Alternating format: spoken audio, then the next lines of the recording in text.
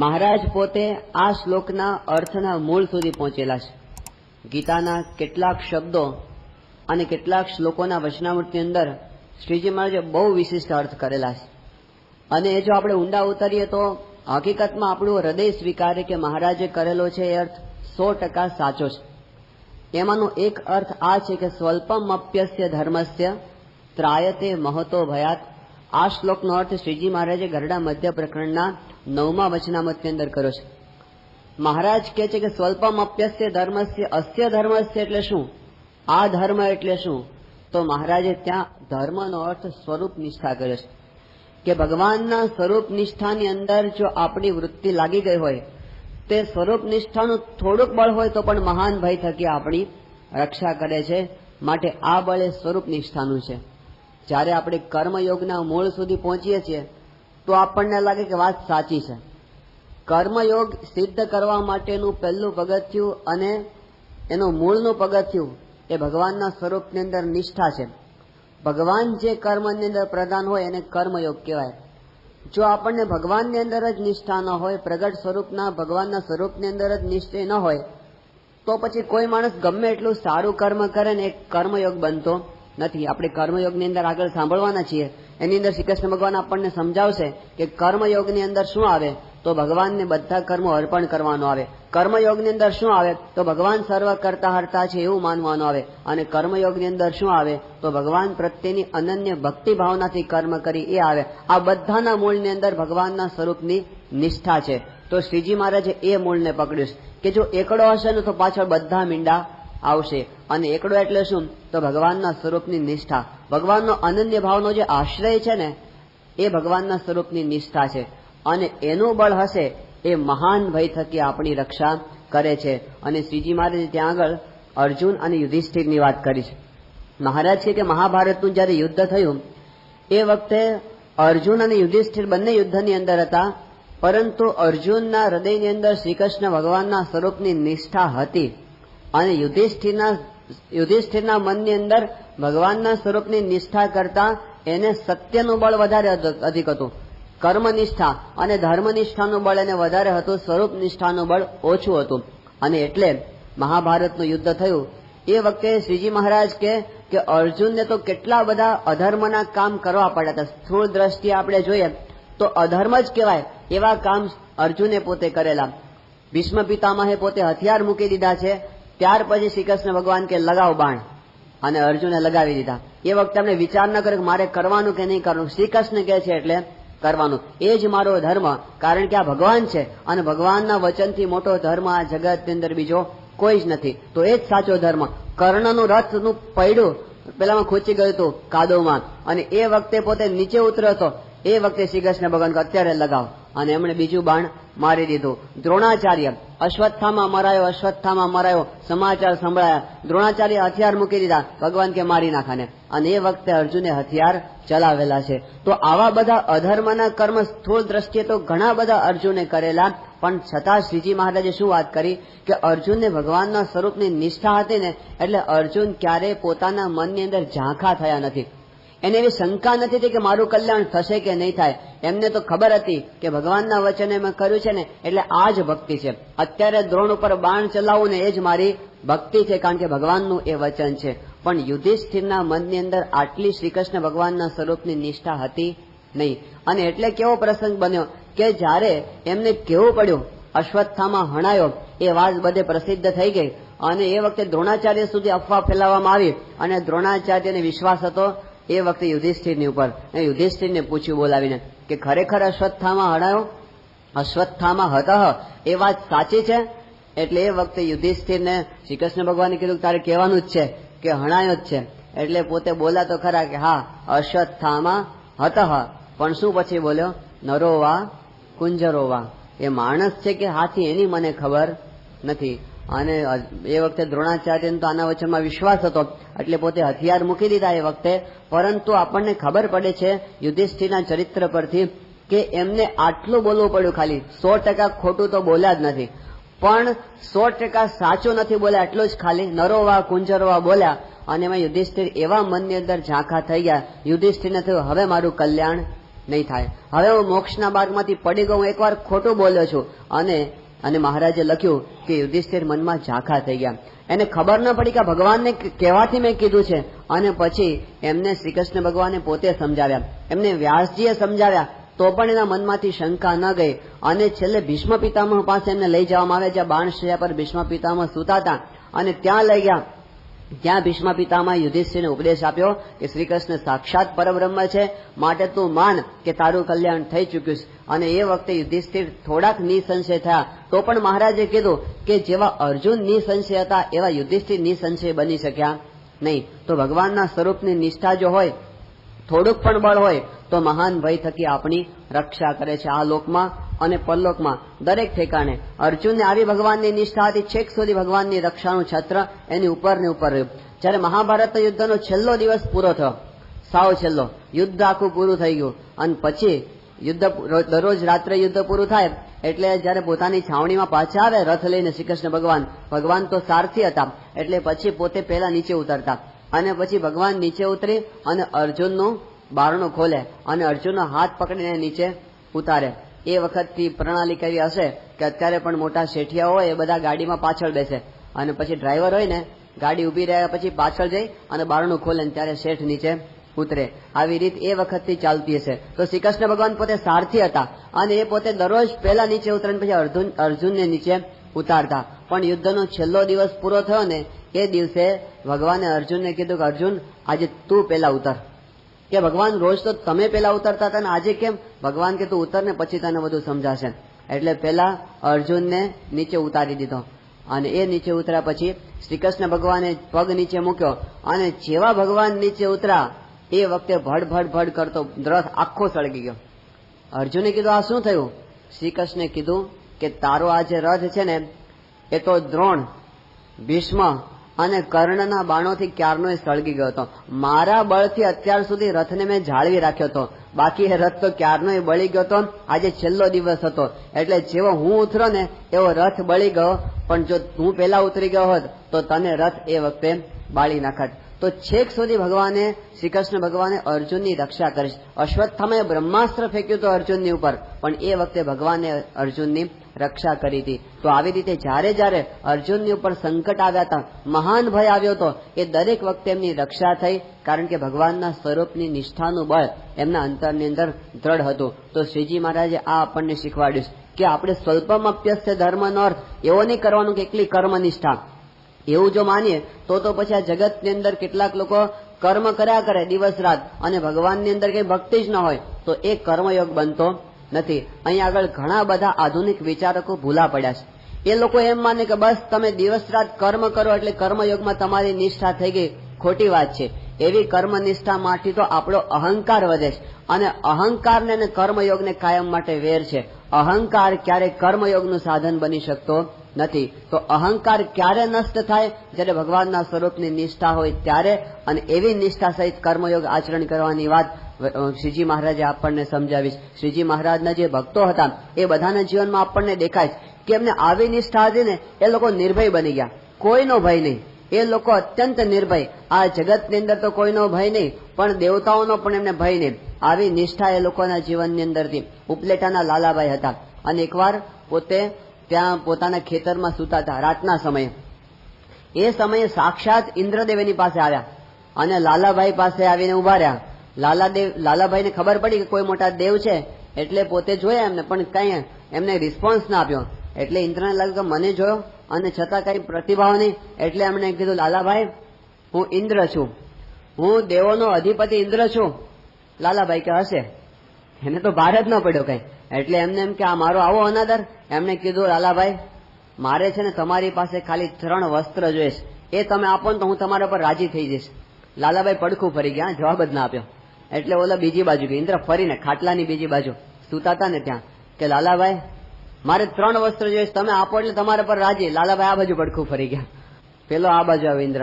એમને કીધું હું ઇન્દ્ર છું ખબર છે, અને જો મને તમે વસ્ત્ર નહીં આપો તો હું શું કરી નાખીશ ખબર છે?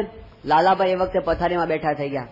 એમને કીધું તમે જે હો તે, મારી જેટલી કાંઈ સંપત્તિ છે એ તો બધી મારા ગુરુ જુનાગઢના ગુણાતીતાનંદ સ્વામીની છે. એમને પૂછ્યા વિના મારાથી કઈ અપાય નહીં. એ કહેશે ને તો આપીશ, નહીં તો નહીં આપું. ઇન્દ્ર કે આટલો જબરજસ્ત અપમાન મારું, અને પોતે ગુસ્સે થયો. એમણે કીધું કે હું આખા તારા ખેતરનું તો ઠીક, આખા ઉપલેટાનું ધનોત્પનોત કાઢી નાખીશ. ખબર છે હું કોણ છું? એ વખતે લાલાભાઈ ટટ્ટાર થઈને વાત કરી કે ધાર્યું તો આખા બ્રહ્માંડની અંદર એક સહજાનંદ સ્વામીનું થાય છે, એ વિના કોઈનું હલાવ્યું પાંદડું પણ હલતો નથી. તમારાથી જે થાય તે કરી લેજો. અને ઇન્દ્ર ગયો અને 12 મેઘ એમણે ખાંગા કર્યા અને આખું ઉપલેટા છે ને હમણાં તણાશે એવું વાતાવરણ. એ વખતે જુનાગઢની અંદર ગુણાતીતાનંદ સ્વામી બધા સંતો બેઠા હતા. એમ કીધું, સંતો ધૂન કરો, લાલાભાઈની ઉપર કષ્ટ આવ્યું છે. અને બધા સંતોએ સ્વામિનારાયણ મહામંત્રની ધૂન ઉપાડી અને એ ધૂનના અવાજથી ઉપલેટામાંથી ઇન્દ્ર ભાગ્યો રીતસર. પણ દેવતાઓની ઉપર પણ હુકમ જમાવી શકે એનાથી પણ ન ડરે એવું નિર્ભયપણું એ ભગવાનની સ્વરૂપ નિષ્ઠાના બળથી આવતું હોય છે. નહીતર તો આ લોકની અંદર માણસો કેટલા બધા ભયની અંદર જીવતા હોય છે. જાત જાતના ભય, મંત્રનો ભય, તંત્રનો ભય, ભૂતનો ભય, પિશાચનો ભય, મલિન દેવ દેવતાઓનો ભય. પણ ભગવાનનો ભક્ત થયો સ્વલ્પમ અપ્યસ્ય ધર્મસ્ય. આવી રીતે ભગવાનના સ્વરૂપની નિષ્ઠા થઈને એ બધા પ્રકારના ભયથી મુક્ત થઈ ગયો. કેટલાક લોકો આની અંદર જ રચા પચારે કે હાથ દેખાડે અને જ્યોતિષને કે મારા ગ્રહ કઈ નડે છે કે નહીં, કઈ પનોતી નડે છે કે નહીં, અને એમાં ને એમાં ફસાઈ જાય, એમાંથી ઊંચા આવે નહીં. એક ભાઈ હતા ને, એ ગયા જ્યોતિષ પાસે કે મને આ જોઈ આપો ને, કંઈક બરાબર બેસતું નથી મને, અને 2 પાંદડે થતો નથી. પેલા એ જોયું અને કે બરાબર છે, તમને તો શનિ નડે છે. તો કે શનિ નડે તો શું કરવું પડે? તો પેલા જે હતા ને ભાઈ જ્યોતિષ, એમણે કીધું શનિ નડે તો પછી એના માટે તમારે 10,000 મંત્રનો મારી પાસે જપ કરાવવો પડે અને મને 10,000 રૂપિયા એના આપવા પડે. પછી હું એક મંત્ર તમને આપીશ, એટલે તમને એક નંગ આપીશ અને સોનાની વીંટીમાં જડાવીને પહેરવો પડે. એટલે પેલા ભાઈએ તો એને ગમે તેમ કરી ઉછીના પાછીના કરી 10,000 આપ્યા. પેલા એ મંત્ર જાપ કઈ કર્યા અને પછી કીધું, લો આ તમને નંગ આપું છું શનિનો, અને તમે સોનાની વીંટીમાં જડાવીને પહેરજો. હવે સોનાની વીંટીના પૈસા તો ક્યાંથી કાઢવા? એટલે ગયા સોની પાસે અને વાત કરી કે આ નંગ છે એ મને વીંટીમાં જડી આપો. પેલા કીધું પૈસા? એ કે મને છે ને શનિ નડતો થોડા દિવસમાં બંધ થઈ જશે, એટલે તમને પૈસા હું આપી દઈશ. શનિને લીધે જ પૈસા આવતા નથી. અને પેલા એ ઉધાર કરી અને વીંટી કરી આપી અને પછી આપી એટલે આ ભાઈ પહેરવા માંડ્યા. પછી કઈ 2 મહિના થયા, 4 મહિના થયા, પણ કઈ બીજું સરખું તો કઈ થયું નહીં. જેમ હતું એમને એમ બધું હાલતું હતું. એટલે મૂંઝવણ શરૂ થઈ અને હવે તો પછી દિવસો પસાર થવા માંડ્યા. એટલે ઓલો સોની પણ ઉઘરાણી કરે. જયારે રસ્તા મળે ને ત્યારે માગે કે આપડા પેલા શું થયું વીંટીના, કે આપું છું, પ્રયત્નમાં છું, ગમે તેમ કરીને હમણાં થોડા સમયમાં આપી દઈશ, થોડા દિવસ જાળવી જાઓ. માંડ કરીને એને ટાળે. પછી તો રસ્તા પર સોની સામે જ દેખે ને તો આ રસ્તો બદલી નાખે કે આ ક્યાં આમાં મળ્યો. ઉઘરાણી કરે એ વખતે થાક્યો પોતે. અને એમાં એક દિવસ એવું થયું કે રસ્તાની અંદર ઓલા જ્યોતિષ સામો મળી ગયો અને એમણે કીધું, કેમ હવે બધું બરાબર છે ને? પેલો આપણો શનિ નડતો હતો ને એ બધું મટી ગયું? આમણે એ વખતે જવાબ આપ્યો કે ફેરફાર તો થયો જ. કે શું ફેરફાર પડ્યો? કે પેલા છે ને એકલો શનિ નડતો હતો, હવે શનિ અને સોની 2 નડે છે. આવી રીતે લોકો ફસાઈ જતા હોય છે. ભગવાનનો આશરો ના હોય ત્યાં સુધી આપણને ગ્રહ નડે છે, પનોતી નડે છે, આ નડે છે, એમાંથી આપણે ઊંચા આવીએ નહીં અને એમાંથી આપણે કર્મયોગના માર્ગે ન ચાલી શકીએ. પછી જે કાંઈ છે આખી જિંદગી આપણે કાર્પણ્ય, આપણે દિનતાની અંદર વિતાવી દઈએ, કંગાલ થઈને વિતાવી દઈએ, પણ ભગવાનના સ્વરૂપની નિષ્ઠાનું બળ આપણી અંદર આવે નહીં. તો સ્વલ્પમ અપ્યસ્ય ધર્મસ્ય, ભગવાનના સ્વરૂપની નિષ્ઠાનું બળ. પછી ભલે કદાચ આપણે બીજા સાધનો ઓછા વધતા હોય, પણ સ્વરૂપ નિષ્ઠા હશે ને તો પછી આપણને કોઈ ક્યારે અટકાવી શકશે નહીં. અક્ષરધામ સુધીનો આપણો રસ્તો એ ખુલ્લો થઈ જશે. શ્રીજી મહારાજના વખતની અંદર બારપટોળી ગામની અંદર એક હરિભક્ત રહેતા હતા, એનું નામ હતું ખીમા વાઘ. હવે એકવાર એ ભાઈ પોતે ખીમા વાઘ હતા, એક ખેતરે ગયા હતા. ઘરે એમના પત્ની એકલા હતા અને એ વખતે ચરોતરમાંથી એક બ્રાહ્મણ હતો, એ પોતે ભિક્ષા માંગતો છેક એના ગામ સુધી પહોંચી ગયો હતો કાઠિયાવાડમાં. અને એ વખતે એના ગામમાં પોતે પહોંચ્યો અને પેલું ઘર આમના હાથમાં આવ્યું, આ ખીમાભાઈનું, અને એમને ઘરે જઈને ભિક્ષા માંગી. પેલા બેને તો બ્રાહ્મણ જાણીને ભિક્ષા આપી એને, પણ ઘરે એકલા હતા. એટલે અમને કહ્યું કે આ બેન ઘરે એકલા છે તો આપણે કંઈક વાત કરીએ. એટલે એમણે વાત કરી કે બેન, આમ તો મારે કહેવાય નહીં, પણ મારાથી કીધા વિના રહેવાતું નથી. કે કોને શું કેવું છે? કે તમારા ધણી છે ને એને તો 7.5 વર્ષની લોઢાના પાયે પનોતી છે, એટલે એનું તમારે અનુષ્ઠાન કરાવવું જોઈએ. એટલે પેલી બાઈ હતી ને એમણે કીધું કે પનોતી હોય તો શું થાય? એટલે પેલા ભાઈ હતા એમણે કીધું કે પનોતી હોય એને તો બધે ગામચરા બહુ કરવા પડે, એ કઈ સ્થિર ન રહી શકે અને બધે ભટકવું પડે એને. પેલી બાઈ કે મારો ધણી છે ને એ તો અત્યારે ખેતરે ગયો, હું હમણાં ભાત આપીને આવી છું અને ત્યાં આગળ ખેતરમાં અમારા લીમડાનું એક સરસ મજાનું ઝાડ છે, એની નીચે ખાટલો નાખી અને મારો ધણી તો ભાત ખાઈને સૂઈ ગયો છે. એને તો કાંઈ પનોતી નથી. પનોતી તો તને છે કે છેક ગુજરાતથી અહીં આગળ ભીખ માગતો માગતો મારા ઘર સુધી આવ્યો. માટે બ્રાહ્મણ જાણીને તને ભીખ આપી બહાર નીકળી જા, ફરીવાર મને ભરમાવા માટે આવતો નહીં. પેલો બ્રાહ્મણ કે બેન તમે સ્વામિનારાયણના ભગત છો? કે હા. એટલે પેલું જ ઘર ખોટું ભટકાઈ ગયું ને, અહીં ક્યાં આવી ગયો હું. એ વખતે બધા જ જાણતા હતા કે શ્રીજી મહારાજના આશ્રિત જે થયા એ ક્યારે મંત્ર જંત્ર તંત્રની અંદર ફસાશે નહીં. ભગવાનના સ્વરૂપની નિષ્ઠાનું બળ અને એને બીજું કોઈ બળ એ રોકી શકે નહીં. તો ભગવાનના સ્વરૂપમાં આવી અનન્ય નિષ્ઠા દ્રઢ થઈ જવી એ ભગવાનના ભક્તના જીવનની અંદર આપણને જોવા મળે છે. બીજા બળ એમની આગળ તુચ્છ છે, બીજા દેવતાઓનું બળ પણ ભગવાનના બળની આગળ તુચ્છ છે. ત્યાં સુરતની અંદર એકવાર એક પ્રસંગ બન્યો કે રણજીતસિંહ નામના એક ભાઈ સદગૃહસ્થ હતા. હવે એમને એકવાર એવો વિચાર આવ્યો કે આપણે છે ને આમ બધું આ મંત્ર તંત્ર બધું શીખીએ. એટલે એમને એક સમર્થ તાંત્રિક મળી ગયા પાછા ગુરુ તરીકે, અને એમની પાસે બધી સાધના શરૂ કરી અને આમ કાળી ચૌદસના દિવસે એને સ્મશાનમાં લઈ જાય અને બધી સાધનાઓ શીખવાડે. એમ કરતા કરતા તો રણજીતસિંહ પોતે પણ શીખી ગયા બધું ગુરુના પ્રતાપથી, અને ગુરુનો રાજીપો એના પર પૂરેપૂરો. પછી તો બધા કામ એ કરવા માંડ્યા. પછી તો બધા કેસ આવે ને કે પેલા કે આપણે ફલાણા નામ કરી દેવાનું 10,000 રૂપિયા, ફલાણા નામ કરી દેવાનું 25,000 રૂપિયા, આવા બધા કેસ પતાવવા માંડ્યા. અને એમાં એક કેસ એની પાસે આવ્યો કે એક ભાઈ આવીને વાત કરી કે ફલાણો છે ને મારો દુશ્મન છે અને એને તારે પતાવી દેવાનો છે, અને આટલી કિંમત લે, આ 25,000 તારા, અને તારે કામ પતાવી દેવાનું. રણજીતસિંહ તો કોન્ટ્રાક્ટ લઈ લીધો અને પછી એમને શરૂ કર્યું. પણ 5 દિવસ થયા, 10 દિવસ થયા, એમના બધા મંત્ર અવળા જ પડે, એકેય મંત્ર કામ કરે નહીં. બહુ મહેનત કરી પણ કાંઈ કામ થયું નહીં, એટલે બરાબર મૂંઝાયા. એટલે એ પોતાના ગુરુની પાસે ગયા અને ગુરુને વાત કરી કે મેં આટલું બધું કર્યું ને છતાં પણ કઈ કામ મારું થતું એવું લાગતું નથી. એમના ગુરુએ કીધું કે તું શું બોલતો હતો? તેને કીધું કે આ મંત્રથી મેં બધું કરેલું. પેલા ગુરુ કે બરાબર છે, આનાથી તો કામ થવું જ જોઈએ, પણ પેલા કે નથી થયું કામ, અમારો અનુભવ છે. ગુરુ કે ઉભો રહે, તારી કઈક ભૂલ થતી હશે. અને પછી પોતે ગુરુએ બરાબર તપાસ કરી અને સાધનામાં બેઠા અને પછી પાછા ઉભા થઈને વાત કરી કે રણજીતસિંહ તું ખોટી જગ્યાએ ફસાયો છે. કે કેમ ખોટી જગ્યાએ? કે તે જે કેસ હાથમાં લીધો છે ને, જેને હેરાન કરવા માટેનો, એ તો શ્રીજી મહારાજનો સ્વામિનારાયણ ભગવાનનો આશ્રિત છે ને પ્રમુખ સ્વામીનો ભક્ત છે. તારા એકેય મંત્ર ત્યાં હાલશે નહીં, તારું કઈ ત્યાં નહીં ચાલે. આ તો બહુ મોટું બળ એમની પાસે છે, ભગવાનનું ને ગુરુનું બળ. તે વખતે રણજીતસિંહ એમ કે આપણા બળ કરતા પણ મોટું બળ ભગવાનનું બળ કહેવાય. કે હા, ભગવાનના બળની અંદર આપણા મંત્ર તંત્ર કઈ કામ લાગે નહીં. રણજીતસિંહ કે તો પછી આ મારે શું કામ કરવું, હું ભગવાનની પાસે ન જાઉં. એટલે ગયા સુરત મંદિરે, ઘનશ્યામ બાપા મળ્યા અને ત્યાં આગળ કીધું કે મને વર્તમાન ધરાવો, સત્સંગી થવું છે. કંઠી ધારણ કરી સત્સંગી થયા અને એ દિવસથી પોતે ધંધો મૂકી જ દીધો ભુવાનો અને પોતે સાવ સારા માર્ગે એકદમ સીધા ચાલવા માંડ્યા. એના ગુરુને ખબર પડી કે મારો ચેલો મારા હાથમાંથી ગયો. એટલે ગુરુ એને બોલાવ્યો કે સાંભળ, મારે તને હજી ઘણી વિદ્યા શીખવવાની છે અને તારા સિવાય મારો કોઈ સમર્થ વારસદાર નથી. તારા જેવો શિષ્ય મને મળવો દુર્લભ છે. એટલે મારી શિક્ષાનો વારસો રે, મારી વિદ્યાનો, એટલા માટે તું આ વિદ્યા શીખવાનું ચાલુ રાખ. રણજીતસિંહ કે હવે મારે આમાં પડવું નથી, મને ભગવાન મળી ગયા છે, મને ગુરુ મળી ગયા છે, હવે મારે આમાં પડવું નથી. ગુરુએ લાલચ બતાવી કે સાંભળ, મારે કોઈ દીકરો નથી, મારે કોઈ વારસદાર નથી, આ મારો 20 લાખનો બંગલો તારો જ છે, તારા નામે હું બધું વિલ કરી દઈશ, પણ તું આ સંભાળ મારી વિદ્યા. પેલા કે મારે હવે એની અંદર પડવાનું નથી. પોતે ન માન્યા એ રણજીતસિંહ આજે સુરતની અંદર અડાજણ વિસ્તારની અંદર આપણા મંડળ સંચાલક છે, આપણા કાર્યકર છે.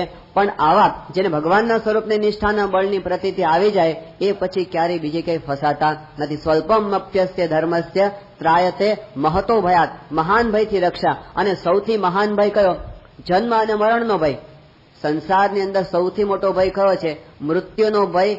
એ સૌથી મોટો ભય છે અને એ ભયથી પર થવું એ મોટામાં મોટી આપણી રક્ષા છે. તો એવા મોટા ભયથી રક્ષા ક્યારે થાય? સ્વરૂપ નિષ્ઠાના બળથી આપણી રક્ષા થાય. શ્રીજી મહારાજના સમયની અંદર ઘાણલા ગામની અંદર એક ડોશી રહેતી હતી. હવે ભગવાનની પરમ ભક્ત અને શ્રીજી મહારાજને વિશે અનન્ય નિષ્ઠા. અને પછી એકવાર એવું થયું, અંતકાળ નજીક આવ્યો છેલ્લે સાવ. અને એ વખતે પોતે એના ધણી હતા, એને કીધું કે મને ભગવાન શ્રીજી મહારાજે દર્શન આપ્યા છે અને મને કીધું છે કે હું ધામમાં લઈ જઈશ. પણ પેલો ધણી કે તારી તબિયત તો બહુ સારી દેખાય છે અને આની અંદર તો કઈ તો હજી બધું પચાવી જાય છે બસે રન, કે તને તો બીમાર પડ્યો કે લાગતું નથી. પેલા કે જો આવતીકાલે ખેતર ન જતા મને ખરેખર મહારાજ લઈ જવાના છે. એટલે એના ધણીએ વિશ્વાસ આવ્યો, એ રોકાયા અને બીજે દિવસે ખરેખર સવાર થયો અને પેલી તાવ આવી પેલી બાઈને, અને એને તો કીધું કે છાણ લીપાવી દીધું અને ત્યાં પોતે બેસી ગઈ પલાઠી વાળીને. અને એ તો જામમાં જવાની તૈયારી થઈ ગઈ. એના ધણી લગવા તો ખરેખર ઉપડી. એટલે એમણે કીધું કે તું તો જઈશ, પણ પછી મારું શું? તું તો ભગવાનના ધામમાં જતી રહીશ, પણ મેં તો કોઈ દાડો ભક્તિ કરી નથી, તો મારું કલ્યાણ કેમ થશે? એની પેલી બાઈ હતી ને, એને કીધું કે તું ચિંતા શું કામ કરીશ? મેં મારા હાથે કરીને શ્રીજી મહારાજની સેવા કરીશ. મારા હાથ પ્રસાદીના થયા છે ભગવાનના સંબંધે કરીને, એટલે મારા હાથના રોટલા જેને ખાધા ને એનું પણ કલ્યાણ થઈ જાય. મારા ગોળાનું પાણી જેને પીધું એનું કલ્યાણ થઈ જાય. તો તારા કલ્યાણમાં શું સંદેહ છે? તારે જો આવું હોય તો હાલ તને મારી હારે ધામમાં લઈ જાઓ. પણ આવું એનું સ્વરૂપ નિષ્ઠાનું બળ કે જે મારા સંબંધની અંદર આવે એનું પણ કલ્યાણ થઈ જાય. આ વાત શ્રીજીમાં જે વચનામૃતની અંદર બતાવીશ. ગરડા પ્રથમનું 72મું વચનામૃત અને વડતાલ પ્રકરણનું 12મું. આ બંનેમાં શ્રીજીમાં જે વાત કરી કે જેને ભગવાનના સ્વરૂપની નિષ્ઠા હોય એ ભક્તના અંતરમાં તો એવું બળ હોય કે જે જીવ ભાવે કરીને મારું દર્શન કરશે અથવા મારી વાત સાંભળશે એનું પણ કલ્યાણ થઈ જશે. તો પછી મારા કલ્યાણમાં શું સંદેહ છે? આવું બળ પ્રગટના ઉપાસકના જીવનની અંદર હોય છે. ગાધડકા ગામનો ગોવિંદ દરજી હતો. તે કોકે આવીને કીધું, એલા ગોવિંદ, તું આ ભગવાન ભજ ભજ કરે પણ તારું કલ્યાણ થશે? ગોવિંદ દરજી કે મારા હાથના સીવેલા લુગડા જેને પહેર્યા એનું કલ્યાણ થઈ જશે, તો મારા કલ્યાણમાં શી શંકા છે? તો આ નિષ્ઠા પ્રગટના, અને ખોટી નિષ્ઠા નથી, પ્રગટના સ્વરૂપનો આ બળ સાચું છે. અને એટલું જો બળ હોય તો જરૂર એની અસર પણ બીજાની ઉપર થાય છે. જો આપણા અંતરમાં શ્રીજી મહારાજની અને ગુરુ પ્રમુખ સ્વામીની નિષ્ઠા હોય તો પછી ભૂત પિશાચ તો આપણે કાઢી શકીએ, આપણાથી એ દૂર ભાગે. અને જે સ્વામી નારાયણ નામ લેશે તેના બધા પાતક બાળી દેશે. જે મારા શ્રુતિ નામ મારા શ્રુતિમાં અનેક, સર્વોપરી આજ ગણાય એક. જે સ્વામિનારાયણ નામ બોલે ને એના થકી તો જમડા પણ ભાગી જાય. તો આપણે જો ભજન કરતા હોય તો બીજાની નજીક જમ ન આવી શકે. આવો આ મંત્રનો, આ સ્વરૂપની નિષ્ઠાનો પ્રતાપ છે. તો અહીં આગળ શ્રી કૃષ્ણ ભગવાન એ કહે છે, સ્વલ્પમ અપ્યસ્ય ધર્મસ્ય ત્રાયતે મહતો ભયાત. મહાન ભય થકી એની રક્ષા થઈ છે. તો એવી રીતે જયારે આપણે સમજીએ મૃત્યુના ભય થકી પર થઈ જાય. ગમે એવો મોટો માણસ હશે, બુદ્ધિશાળી હશે, વિદ્વાન હશે, પણ મરવાનો ભય તો બધાને લાગ્યા કરે છે. રાવણ જેવાને પણ આટલો પોતે સમર્થ હતો, ગ્રહોને તો પોતાના ખાટલાના પાયે બાંધી રાખતો. લોકો ગ્રહોથી બીવે છે, ગ્રહો નડતા હોય. રાવણ પોતે ગ્રહોને નડે એવો સમર્થ હતો, છતાં પણ મોતથી પોતે ડરતો હતો. તો આવા મોતથી ડરનારા હિરણ્યકશિપુ કેટલો બળવાન હતો, પણ ભગવાન પાસે માગી લીધું દિવસે ન મરું, રાતે ન મરું, ઘરની અંદર ન મરું, બહાર ન મરું, અને અસ્ત્રથી ન મરું, શસ્ત્રથી ન મરું, માણસથી ન મરું, પશુથી ન મરું. તોય મર્યો. મૃત્યુ કઈ એમને છોડ્યું નહીં. પેલો ભસ્માસુર હતો એક, અને ભસ્માસુરે છે ને ભગવાન શિવજીને પ્રસન્ન કર્યા. અને પછી કીધું ભગવાને કે બોલ તારે શું છે? ભસ્માસુરે વરદાન માંગ્યું કે હું જેના ઉપર હાથ મૂકું ને એ બળીને ભસ્મ થઈ જાય. એનું નામ ભસ્માસુર ત્યારથી પડ્યું. હું જેના ઉપર હાથ મૂકું ને બળીને ભસ્મ થઈ જાય એવું વરદાન તમે આપો. અને શિવજી બોલી ગયા કે તથાસ્તુ. પછી પેલા એમ થયું કે વરદાન તો આપ્યું, પણ સાચું છે કે ખોટું, અને ટેસ્ટિંગ તો કરવું પડે ને. ચાલો શિવજી ઉપર જ પ્રયોગ કરીએ. તે પેલો હાથ એને શિવજી કે આ મેરી બિલ્લી મુझसे म्याऊं, તે ભાગ્યા હતો. આગળ શિવજી ને પાછળ ઓલો કે આ તો ખરેખર અડાડી દેશે હાથ.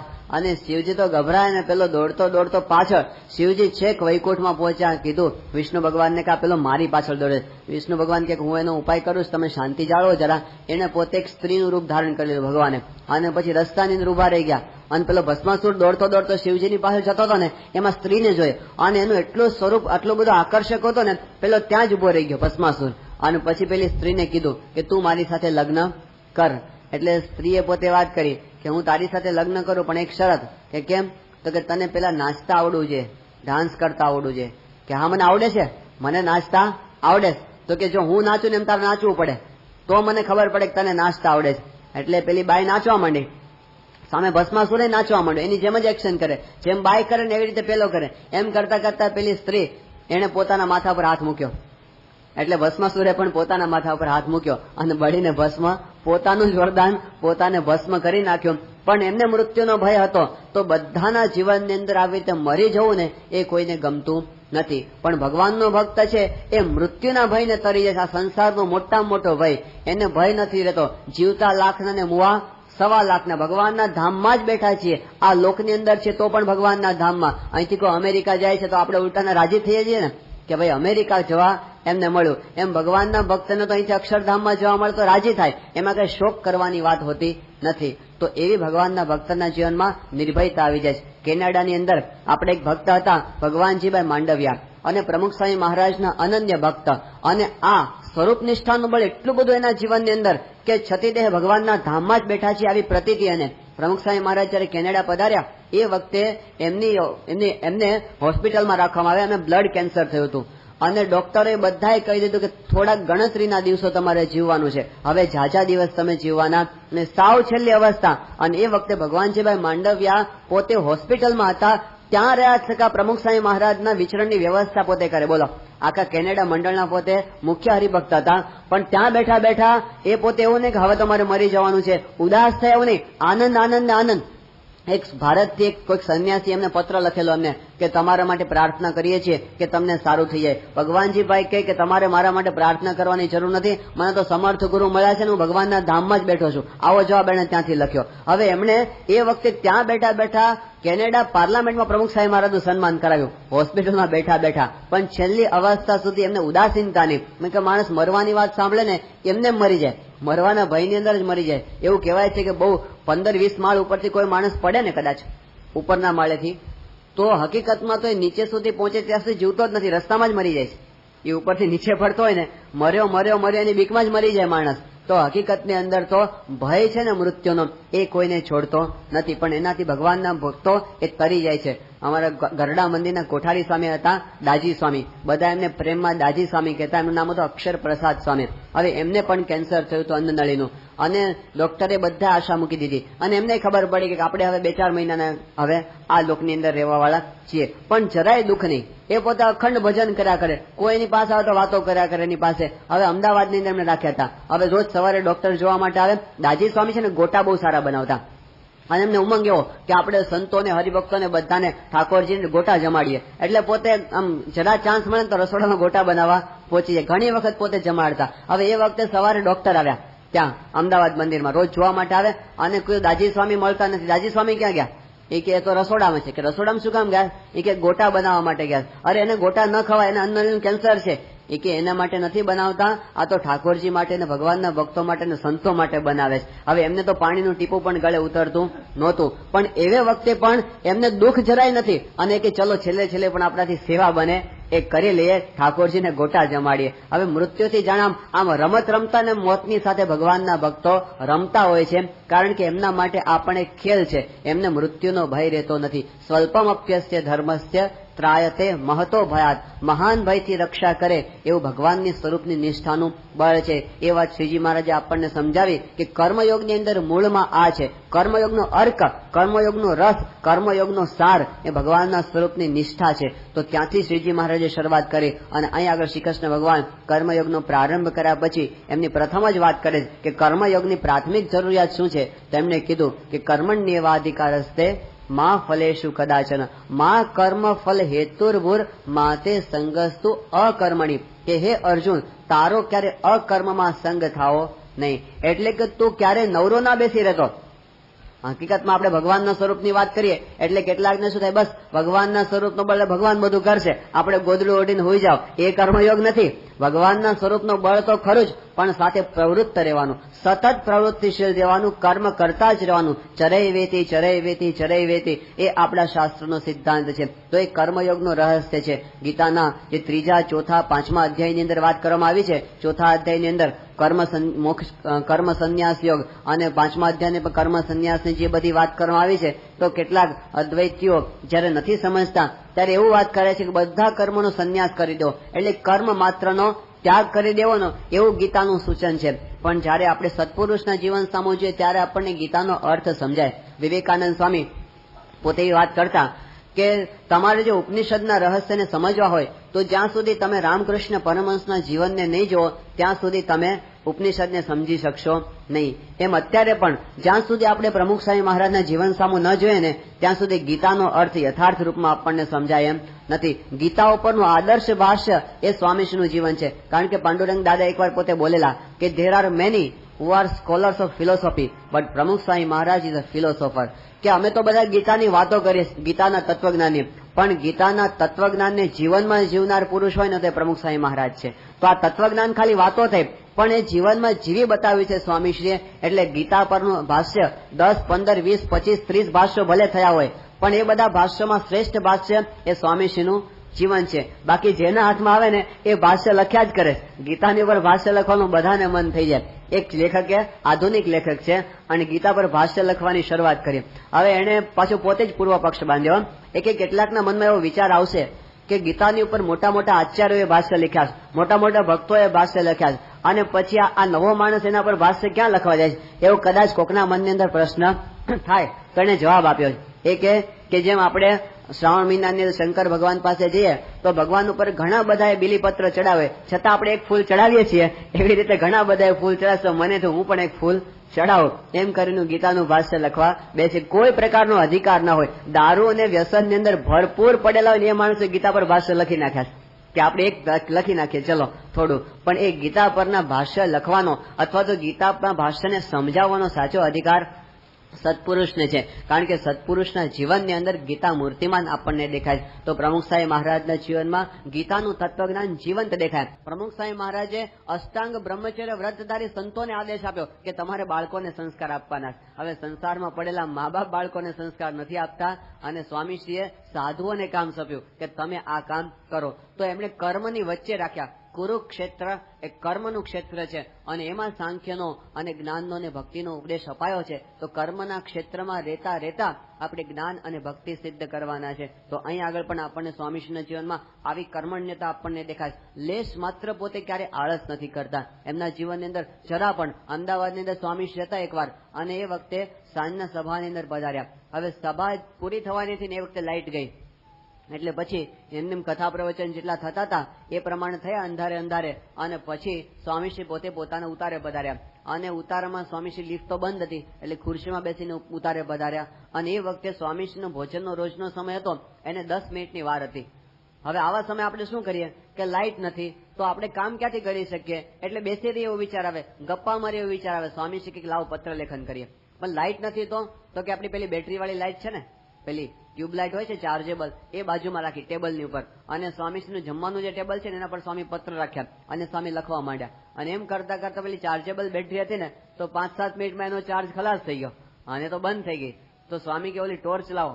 તો ટમટમિયા બેટરી હોય ને પેલી ટોર્ચ નાની એવી, એના આધારે સ્વામીએ પત્ર લેખન કર્યું. આળસને જરા પણ ચાન્સ એમણે પોતાના જીવનમાં ક્યારેય ઘૂસવાનો આપ્યો નથી. અને હકીકતમાં આપણને આમ બાનું મળતું હોય છતાં પણ આળસ ન કરવી ને એ બહુ મોટી વસ્તુ છે. તો એમના જીવનમાં જરા પણ આળસ નહીં, ક્યારેય પણ એક સેકન્ડ પોતે બગાડે ને એવો આપણને દેખાય. સ્વામીશ્રી 1999ની સાલની અંદર નૈરોબી ગયા હતા મૂર્તિ પ્રતિષ્ઠા કરવા માટે મંદિરની. અને ત્યાર પછી સ્વામીશ્રી ત્યાંથી નૈરોબીથી ત્યાં ઇજિપ્ત અને ઇઝરાયલ જવાના હતા. તો સ્વામી ઇજિપ્તની ફ્લાઇટની અંદર બેઠા, રાતના સમયની ફ્લાઇટ હતી અને આખા દિવસનો ખૂબ થાક હતો એટલે બધા સંતોને હતું કે સ્વામી આરામ કરે તો સારું. પણ સ્વામી તો બેઠા ત્યારથી એમને પોતાના ઘણા બધા દિવસના ઉત્સવના સમયમાં પત્રો આવ્યા હોય એ વંચાયા ન હોય એટલે સ્વામી એક કામ ચાલુ કરી દીધું રસ્તાની અંદર.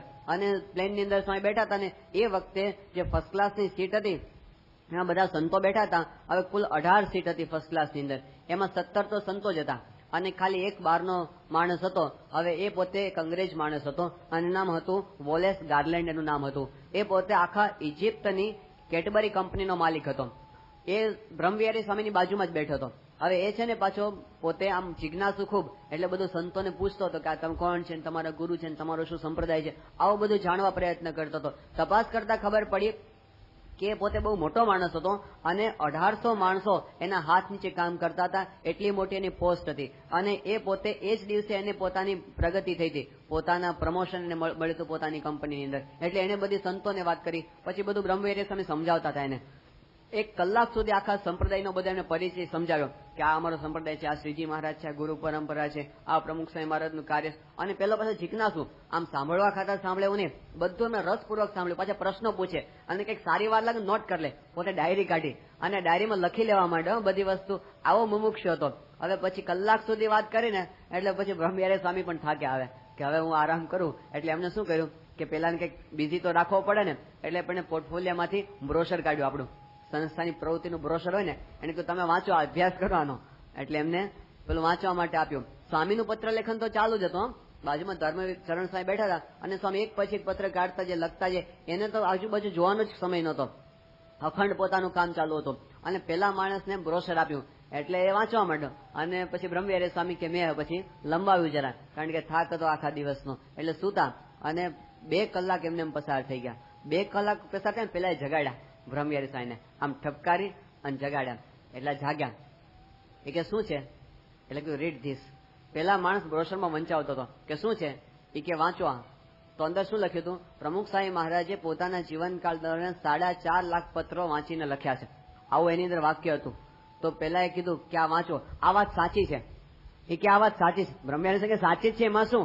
એ કે આ વાત સાચી છે એની મને પ્રતીતિ થઈ, કારણ કે તમે બધા ઊંઘો છો, જેટલા સ્વામીની ભેગા આવે છે બધા ઊંઘો છો, અને your leader is writing from last 3 hours. હું કન્ટિન્યુઅસલી હું જોઉં છું કે તમારા ગુરુ છે ને 3 કલાકથી લખ કરે, તમે બધા ઊંઘો છો. એમને જોયું તો આ પ્રતીતિ એને થઈ.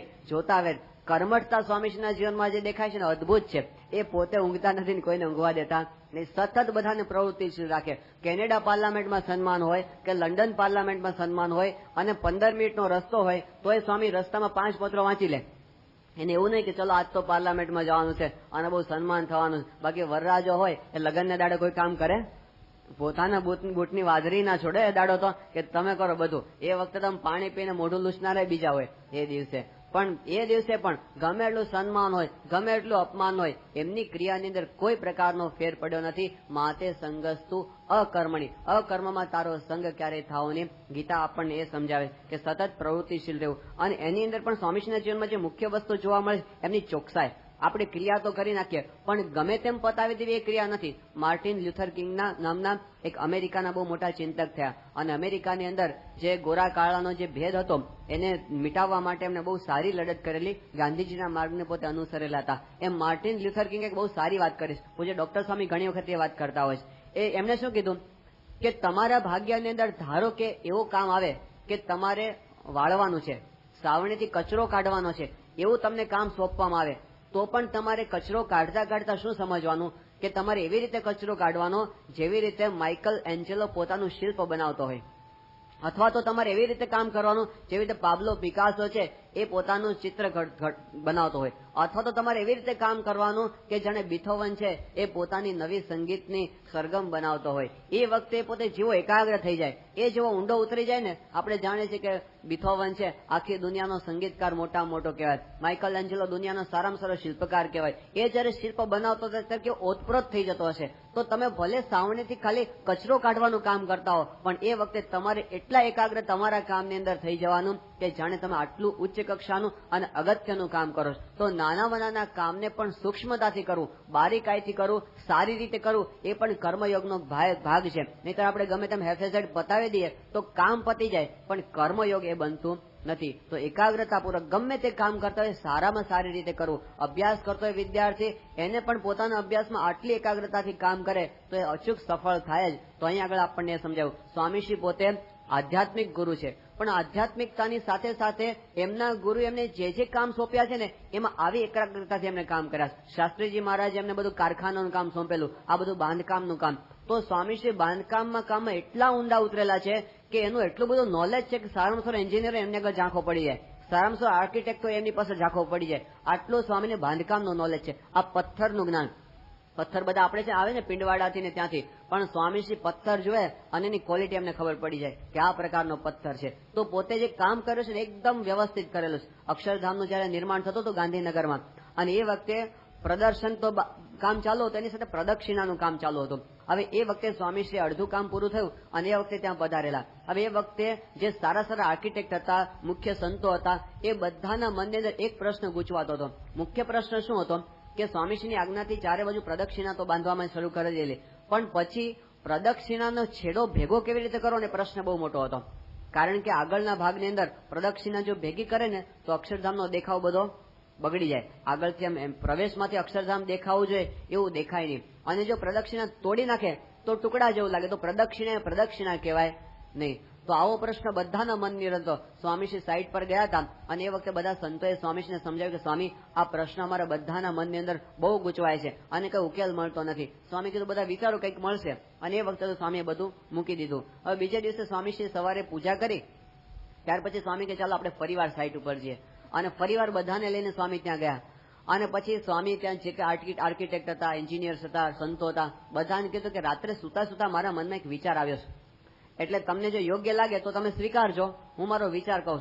અને સ્વામીશ્રીએ વાત કરી કે આ બંને પ્રદક્ષિણા છે એ આપણે આગળના ભાગમાં ભેગી ન કરીએ, બંને સાઈડ સુધી પ્રદક્ષિણાની ઉપરની ઘૂમટીઓ છે એ આપણે રહેવા દઈએ, પણ પછી અહીંયા આગળ પોડિયમ બનાવી દઈએ અને જેટલી હાઈટની પ્રદક્ષિણા છે એટલી જ હાઈટનું પોડિયમ રાખીએ અને અહીંથી સીધા ઉભા અક્ષરધામના દર્શન થાય મહારાજની મૂર્તિના, એવું આપણે રાખીએ તો કેવું. અને સ્વામીશ્રી જેવો વાક્ય પૂરું કર્યો ને અને બધા એક સાથે બોલી ઉઠ્યા કે $1 million સજેશન, કે અદભુત. બધાએ એક ઘાયે બધાએ સ્વીકારી લીધું. તો એમણે જે સૂચન આપેલા છે ને, અક્ષરધામમાં ઉપર એમને અષ્ટકોણ કરવાનું સૂચન આપેલું, કોઈના મનમાં નહોતું, પણ સ્વામીશ્રીને બાંધકામની દ્રષ્ટિમાં, સ્થાપત્યની દ્રષ્ટિમાં પણ એટલી જ ખબર પડે.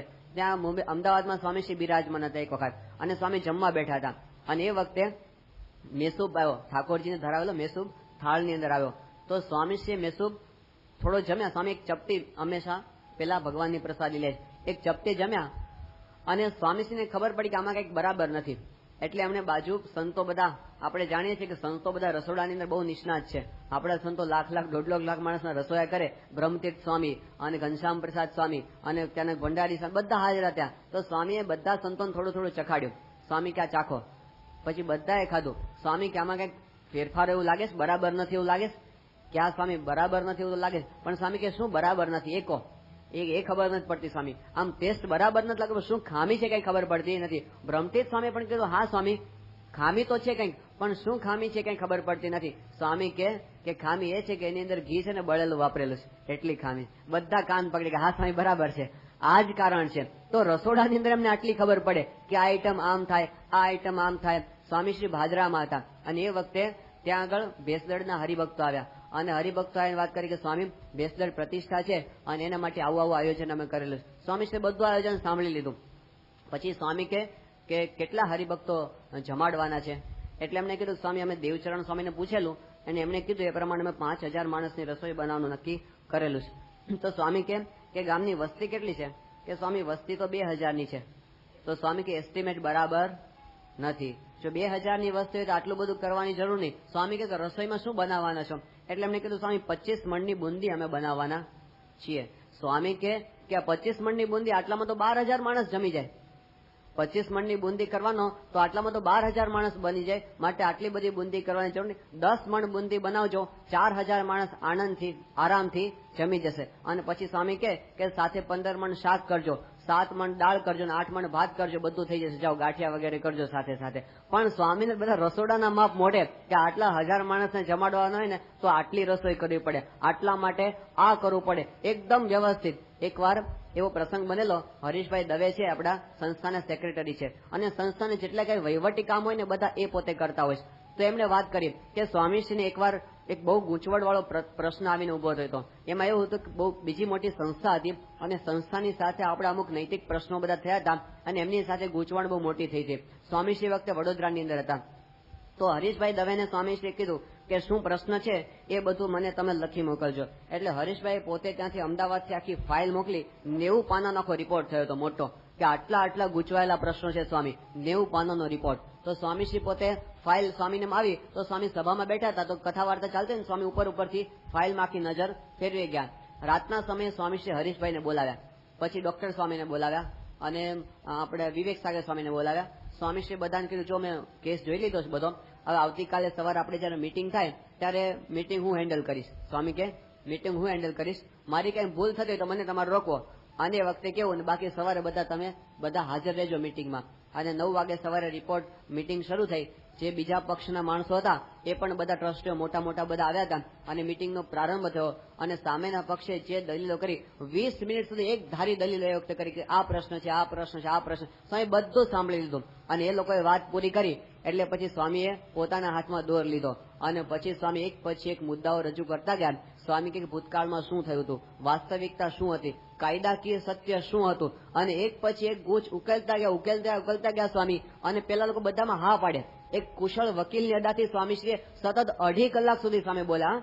2.5 કલાક સુધી બધા હા જ પડે, હા સ્વામી બરાબર, હા બરાબર, હા બરાબર. 2.5 કલાક સુધીમાં બધા પ્રશ્નો નિવાડો લાવી દીધો. અને પછી પેલા ઉભા થયા ત્યારે એ લોકો વાત કરવા માંડ્યા કે આપણને એમ હતું કે પ્રમુખ સ્વામી એક આધ્યાત્મિક ગુરુ છે, પણ કેટલી શાર્પનેસ છે, આટલા અદભુત પ્રમુખ છે એ તો આજે અમને ખબર પડી. તો વ્યવહાર કુશળતા, જેમ ગુણાતીતાનંદ સ્વામી પોતે એવું કહેતા કે કામિલ કાબિલ સબ હુન્નર તેરે હાથ. ખાલી આધ્યાત્મિક નહીં પણ લૌકિક દ્રષ્ટિએ પણ એમની કુશળતા જે છે ને આપણને બતાવે છે એ પુરુષે પોતાના જીવનમાં કર્મયોગનું આચરણ કરેલું છે.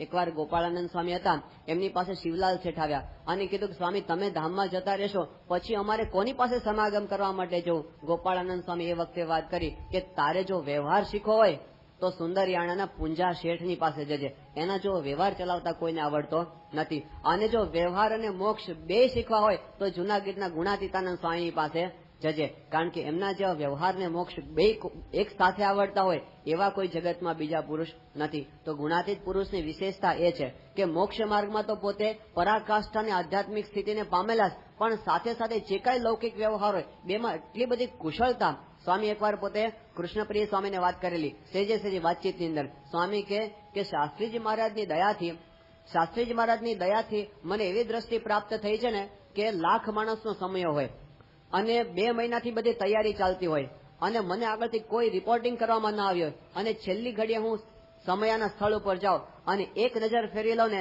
ત્યાં મને ખબર પડી જાય કે ક્યાં કેટલી વ્યવસ્થા છે અને ક્યાં કેટલી અવ્યવસ્થા છે. આ બધી ખબર જો સ્વામી ગુરુ ઉપર નાખે છે, કારણ કે શાસ્ત્રીજી મહારાજની કૃપાથી મને આવું છે. પણ એમના જીવનમાં કર્મયોગનું આચરણ છે તો પોતે દરેક બાબતમાં કુશળ છે. એટલે સમજવાનું આ કે આપણે ભક્તિ કરીએ છીએ, ભજન કરીએ છીએ, એનો અર્થ એવો નહીં કે વેપારની અંદર આપણે ઉલાળ્યા કરવાના અથવા નોકરીની અંદર ઉલાળ્યા કરવાના, એવો અર્થ નથી. એ આપણે સમજી રાખવાનું. આધ્યાત્મિકતાનો એક અર્થ એ પણ છે આપણે જે કાંઈ કર્મ કરીએ એ વ્યવસ્થિત કરવું, કારણ કે એ પણ ભગવાનની આરાધના રૂપ કર્મ છે. અને એવું જયારે માનીએ ત્યારે કર્મયોગનું પહેલું પગથિયું માતે સંગસ્તુ અકર્મણી એ આપણું સિદ્ધ થયું કહેવાય. તો એવું અકર્મમાં અને આળસની અંદર આપણું ક્યારે ધર્મના ઓથે ક્યારે આળસને ન પોષીએ એ આપણા શાસ્ત્રોએ આપણને શીખવાડ્યું છે. અને ત્યાર પછી એની સાથે સાથે કર્મયોગને એક પછી એક પગથિયા સમજાવતા શ્રી કૃષ્ણ ભગવાન બહુ સુંદર વાત કરે છે કે યોગસ્તઃ કુરુ કર્માણી સંગમ ત્યક્ત્વા ધનંજય સિદ્ધ સિદ્ધ્યો સમો ભૂત્વા સમત્વમ યોગ ઉચ્યતે. યોગસ્થ કરુ કર્માણી કે અર્જુન તું યોગની અંદર સ્થિર રહીને કર્મ કર. અને પછી કે છે કે સંગમ ત્યક્ત્વા ધનંજય, બધી આસક્તિઓનો ત્યાગ કરીને તું કર્મ કર. સિદ્ધ સિદ્ધ્યો સમો ભૂત્વા, સિદ્ધિ અને અસિદ્ધિની અંદર સમાન ભાવ તું રાખજે. અને સમત્વમ યોગ ઉચ્યતે, સમત્વ એ જ યોગની પરાકાષ્ઠા છે. આ ભાવ ગીતાની અંદર છેક સુધી ચાલ્યા કરે છે. છેક ગીતા પૂરી થાય ત્યાં સુધી સમત્વમ યોગ ઉચ્ચતે એ મધ્યવર્તી વિચાર છેક સુધી ચાલ્યા કરશે. અને તૃતીય અધ્યાયની અંદર જે કર્મયોગનું વિશેષ નિરૂપણ છે એ વખતે આપણે એ વાતને જોવાના છીએ. દુરેણ હિ અવરમ કર્મ બુદ્ધિયોગાદ ધનંજય બુદ્ધૌ શરણમન્વિચ્છ કૃપણઃ ફલ હેતવઃ. કે બીજું જે કર્મ છે તો બહુ તુચ્છ છે અને કર્મયોગ રૂપી જે કર્મ છે એ પોતે બહુ મહાન છે. માટે તું બુદ્ધિની અંદર એટલે કે જ્ઞાનની અંદર તું સ્થિર થજે. પછી કહે છે કે બુદ્ધિયુક્તો જહાતિહ ઉભે સુકૃત દુષ્કૃતે તસ્માદ યોગાય યુજ્યસ્વ યોગઃ કર્મસુ કૌશલમ. આ પણ એક બહુ પ્રસિદ્ધ પંક્તિ છે, યોગઃ કર્મસુ કૌશલમ. યોગ એટલે શું? કર્મની અંદર કુશળતા. આની અંદર આધુનિક વિચારકો અને જે આચાર્યો છે એ બંનેના મતની અંદર ઘણો બધો ફેર પડે છે. યોગઃ કર્મસુ કૌશલમ શબ્દાર્થ જોઈએ તો શું થાય? કર્મસુ એટલે કર્મની અંદર, કૌશલમ એટલે કુશળતા, યોગઃ એટલે યોગ. તો યોગની વ્યાખ્યા શું છે? આધુનિક વિચારકો બધા એક જ મત પોતે પકડે છે કે કર્મસુ કૌશલમ, કર્મની અંદર જે કુશળતા છે ને એનું નામ યોગ છે. દાખલા તરીકે તમે ચિત્ર બનાવતા હો તો સારામાં સારું ચિત્ર બનાવવું એ યોગ છે.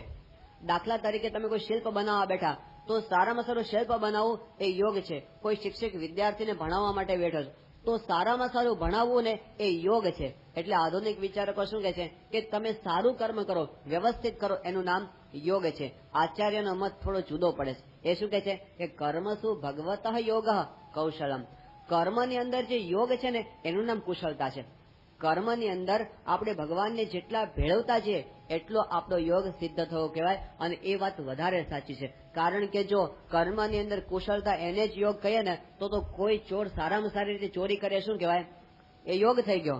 સારી ચોરી કરતા આવડે છે એટલે એ યોગ થઈ ગયો. પણ એવું નહીં, પણ કોઈ પણ ક્રિયા કરતા હોય એમાં ભગવાનનો જો યોગ હોય ને તો એ કુશળતા. કુશળ શબ્દ ક્યાંથી આવે?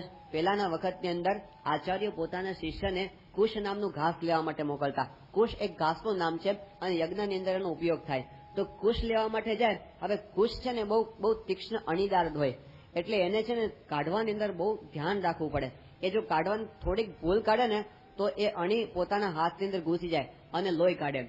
તો જે સારામાં સારી રીતે કુશ નામનું ઘાસ લઈ આવે ને એને કુશલ કહેવામાં આવતો.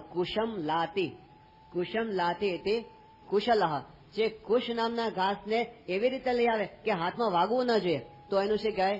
કુશલ, એટલે કે હોશિયાર છે. પણ પછી ધીમે ધીમે કુશલ શબ્દ બધાના માટે પ્રસિદ્ધ થઈ ગયો. કુશળ એટલે હોશિયાર એવો અર્થ બધાની અંદર પ્રસિદ્ધ. પ્રવીણ શબ્દ છે ને પેલા શેના માટે હતું કે વીણા છે સારામાં સારી રીતે વગાડી શકે, પ્રકૃષ્ટ સારામાં સારી રીતે વીણા વગાડી શકે ને પ્રવીણ કહેવામાં આવતો. સારી વીણા વગાડી શકે છે એટલે પ્રવીણ. પછી પ્રવીણ બધામાં થઈ ગયો, હોશિયાર હોય બધા માટે પ્રવીણ શબ્દ. એવી રીતે કુશલ શબ્દ છે ને પેલા ખાલી કુશ નામનું ઘાસ લાવનાર માટે હતો, પછી કુશલ બધામાં પ્રસિદ્ધ થઈ ગયો. તો કુશલ શું કે છે કે તમે કર્મ કરો છો તો કર્મ પણ એક કુશ જેવું ઘાસ જ છે. કોઈ પણ કર્મ તમે કરો એટલે કર્મના દોષ એની અંદર લાગે અને લાગે જ. પણ તમે કર્મ કરો અને છતાં પણ કર્મના ઘા તમારા હૃદય પર ન લાગે ને તો સમજો તમે કુશલ છો. જેમ પેલા ઘાસના ઘા નથી લાગવા દેતા એમ કર્મના ઘા આપણા હૃદય પર લાગવા જોઈએ નહીં. કર્મના ઘા એટલે શું? ઉદાસીનતા, હતાશા, નિરાશા, અહંકાર, આ બધા કર્મના ઘા છે. એની અંદરથી આપણે મુક્ત રહી શકીએ. જેમ એકવાર શાસ્ત્રીજી મહારાજ પોતે 85 વર્ષની ઉંમરે એક વાક્ય બોલેલા, આખા જીવનની એમની મહાનતા સ્પષ્ટ કરી દે એવું વાક્ય 85 વર્ષની ઉંમરે શાસ્ત્રીજી મહારાજ બોલેલા. એ શું બોલેલા કે મેં મારા જીવનમાં એક પણ કામ એવું કર્યું નથી કે જેનાથી મારે પસ્તાવવું પડે.